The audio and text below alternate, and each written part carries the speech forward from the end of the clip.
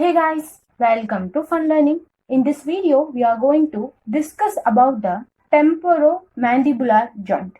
With no further delay, let's get started. First, let us discuss about the type and subtype of temporomandibular joint. Temporomandibular joint comes under the condylar variety of the synovial joint. Okay, so type is synovial joint, subtype is going to be the condylar variety. Now let us discuss about the articular surface of the temporomandibular joint. So this is temporal bone, whereas this one is mandible bone. As the name suggests, temporomandibular joint, the temporal bone and the mandible bone articulate with each other to form the temporomandibular joint. To be specific, the articular tubercle, AT stands for articular tubercle, whereas MF stands for mandibular fossa. The articular tubercle and the mandibular fossa of the temporal bone articulate with the head of the mandible to form the temporomandibular joint. So type is going to be synovial, subtype is going to be condylar variety, and articular surface is going to be the articular tubercle, mandibular fossa of the temporal bone articulate with the head of the mandible to form temporomandibular joint. Now let us discuss about the ligaments of the temporomandibular joint in detail. There are four ligaments, namely, first ligament is fibrous capsule, second one is going to be lateral temporomandibular ligament, third one is going to be spinomandibular ligament, and fourth one is going to be stylomandibular ligament. Now let us discuss about the fibrous capsule. The articular surface are enclosed by the fibrous capsule. Okay, fibrous capsule has two fibers, namely deep fibers and the superficial fibers. This deep fibers is in turn divided into upper set and lower set. Okay, so this upper set will be long and loose, whereas the lower set of fibers will be short and tight. So upper set, in a sense, the fiber that is present between the mandibular fossa and the articular disc. Lower set, in a sense, the fibers that is present between the articular disc and the mandibular head. Okay, so the upper set of deep fibers will be long and loose, whereas the lower set of deep fibers will be short and tight.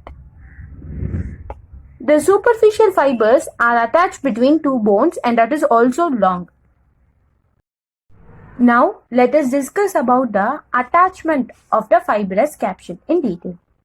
So in this diagram, this dotted line represents the fibrous capsule.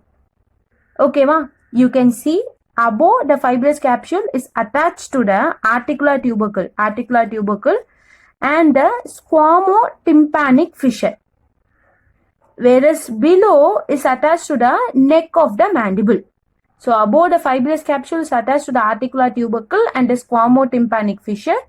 Below it is attached to the neck of the mandible. Okay, anteriorly the fibrous capsule blends with the lateral pterygoid muscle. Above articular tubercle and squamotympanic fissure, below it is attached to the neck of the mandible. Anteriorly it blends with the lateral pterygoid muscle. Now let us discuss about the lateral temporomandibular ligament. Okay, this lateral temporomandibular ligament arises from the articular tubercle. So consider this as lateral temporomandibular ligament, and then it travels infralaterally and attaches to the lateral accept of the neck of the mandible. So lateral temporomandibular ligament, it arises from the articular tubercle, then it travels infralaterally and attaches to the lateral aspect of the neck of the mandible. Now let us discuss about the spinomandibular ligament and the stylomandibular ligament in detail. Now let us discuss about the attachment of the stylomandibular ligament as well as the spinomandibular ligament in detail. This diagram represents the attachment of the stylomandibular ligament as well as the spinomandibular ligament.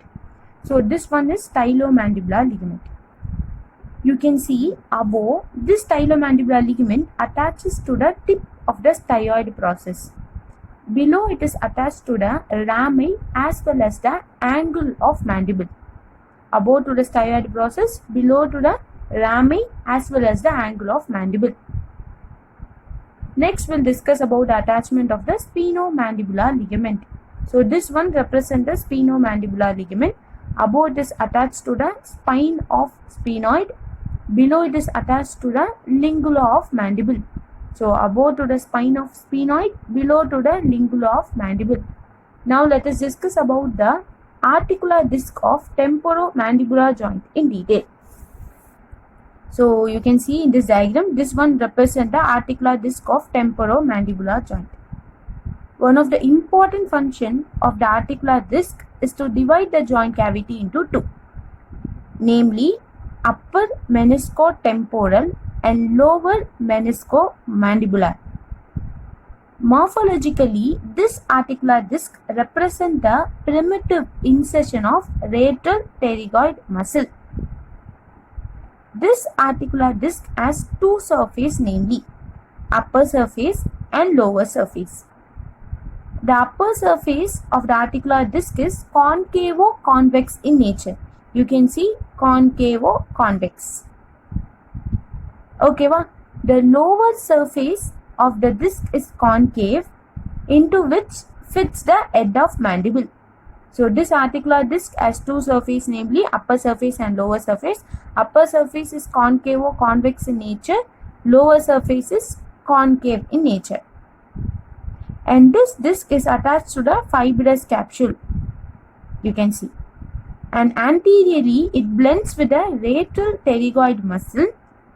Posteriorly, this disc is divided into two lamellae. So this one is upper lamellae and this one is going to be lower lamellae by the presence of venous plexus. Upper lamellae is attached to the squamotympanic fissure, whereas the lower lamellae is attached to the head of the mandible. So upper lamellae is attached to the squamotympanic fissure, lower lamellae is attached to the mandibular condyle. And this articular disc has certain parts, namely. So this one is anterior extension, this one is anterior thick band, and this one represents the intermediate zone. This one is posterior thick band and this one is bilamellar region. Anterior extension, anterior thick band, intermediate zone, posterior thick band, and this one is bilamellar region. Now let us discuss about the relation as well as the blood supply and the nerve supply of temporomandibular joint in detail. Now let us discuss about the relations of the temporomandibular joint in detail. In order to remember the anterior relation, you have to remember the mnemonic MALT. In that, M stands for masseteric vessels and nerves, A stands for anterior relation, L stands for radial pterygoid muscle, T stands for temporalis muscle. So MALT-la M stands for masseteric vessels and nerves, A stands for anterior relation, L stands for radial pterygoid muscle, and T stands for temporalis muscle. Now let us discuss about the posterior relation. In order to remember the posterior relation, just try to remember the mnemonic SAP. In that, S stands for superficial temporal vessel. S stands for superficial temporal vessel. A stands for auriculotemporal nerve. And P stands for parotid gland. I am repeating once again. S stands for superficial temporal vessel. A stands for auriculotemporal nerve. And P stands for parotid gland. Now let us discuss about the medial relation. In order to remember the medial relation, you should remember the mnemonic SAC. In that, S stands for sphenomandibular ligament. A stands for, again, the root of auriculotemporal nerve. And C stands for cauda tympani nerve. C stands for cauda tympani nerve.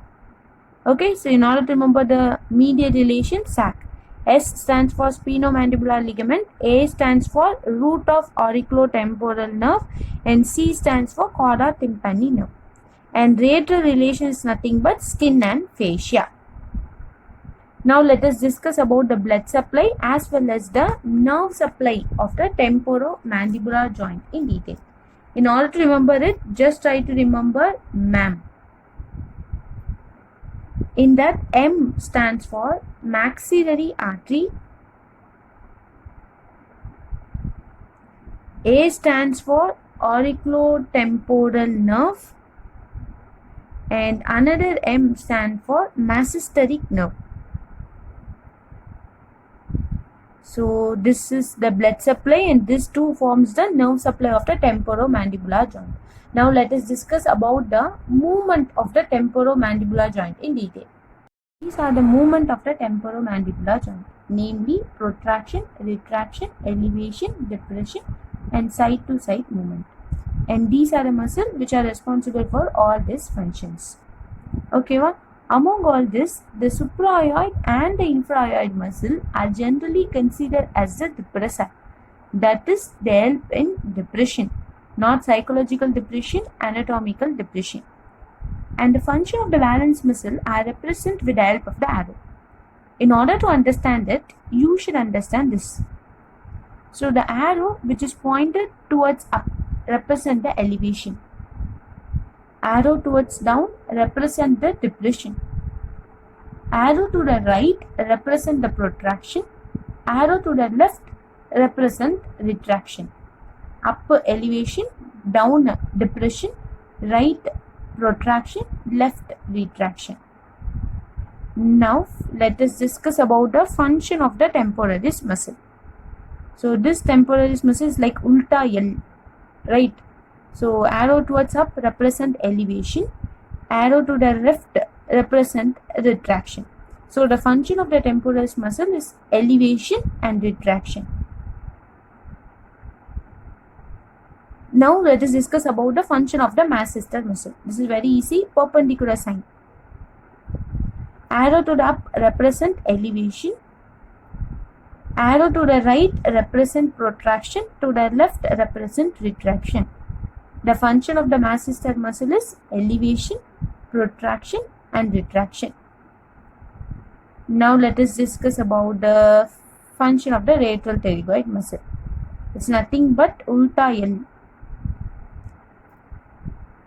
Arrow to the right represent protraction, arrow below represent depression. So the radial pterygoid muscle helps in protraction and depression. Now let us discuss about the medial pterygoid muscle. So this one is, so arrow to the right represent protraction, arrow to the above represent elevation. The function of the medial pterygoid muscle is protraction and elevation. So ulta L, perpendicular sign, depressors, same, ulta L, normal L. Okay, with this I am completing this video. Thanks for watching. If you like this video, please subscribe to my channel. Stay home, stay safe. Bye.